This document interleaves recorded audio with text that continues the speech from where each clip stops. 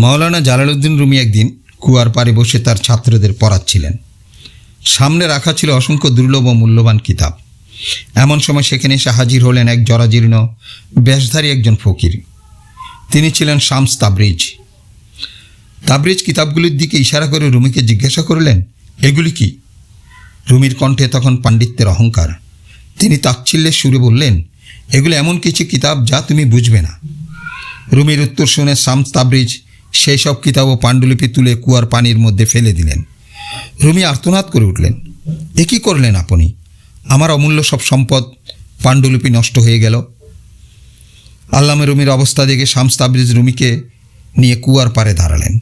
তারপর শান্তভাবে হাতের ইশারা করে কুয়ার পানি থেকে একটি একটি করে কিতাব তুলে আনলেন। এই দৃশ্য দেখে রুমি বিস্ময়ে হতবাক হয়ে গেল। তিনি দেখলেন কিতাবগুলো পানির নিচ থেকে উঠালেও সেগুলোর একটি পাতাও ভেজেনি, এমনকি বইগুলো একদম শুকনো। এবার আল্লামা রুমি বিস্ময়ে বিমূঢ় হয়ে জিজ্ঞাসা করলেন, এ কী রহস্য? এটা কিভাবে সম্ভব? শামস তাবরিজ মুচকি হেসে রুমির আগের কথারই উত্তর দিলেন, এটাও এমন কিছু যা তুমি বুঝবে না। এই একটি ঘটনাই মাওলানা রুমির জীবনের মোড় ঘুরিয়ে দিয়েছিল।